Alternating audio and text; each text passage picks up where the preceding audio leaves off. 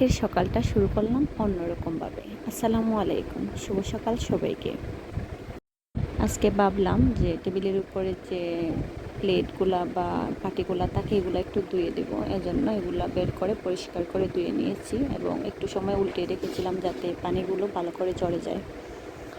এই তো এখানে জায়গার জিনিসগুলো জায়গাতে রেখে দিচ্ছিলাম। আমি এই জিনিসগুলো একটু বের করেই রাখি, এগুলা সবসময় ব্যবহার করা হয় তাই।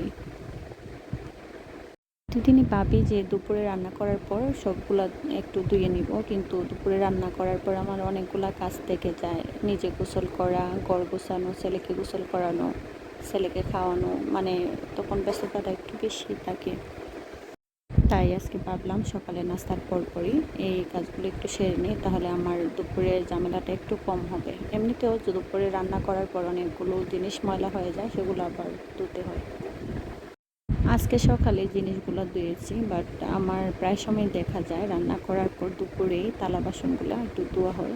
আজকে সকাল সকাল ধুয়ে ফেললাম, মনে হচ্ছে যে কাজের চাপটা একটু হলেও কমে গেছে। এই তো জায়গার জিনিসগুলো একটু জায়গাতে রেখে দিলাম। সকাল সকাল এই কাজগুলোই আজকে করলাম। ভালোই লাগে নিজের সংসারের কাজগুলো করতে। এই তো এখানে দুইটা কৌটা ছিল, ধুয়ে পরিষ্কার করে নিয়েছিলাম, এখন এগুলো একটু জায়গা মতো রেখে দেবো। কৌটাগুলো জায়গা মতো রেখে দিয়ে টেবিলটা একটু পরিষ্কার করে দেবো, কেননা টেবিলের মধ্যে জিনিসগুলো রেখেছিলাম অনেকটাই পানি পড়ে গেছে। এই তো আমি টেবিলটা একটু ভালো করে মুছে নিচ্ছিলাম। এই তো আমার মোছামুছি মোটামুটি শেষ হয়ে গেছে, আর এখন মনে হচ্ছে যেন একটু স্বস্তি পেলাম, কেননা জিনিস ময়লা থাকলে আমার একদমই ভালো লাগে না। আমি সবসময় পরিষ্কার রাখার চেষ্টা করি।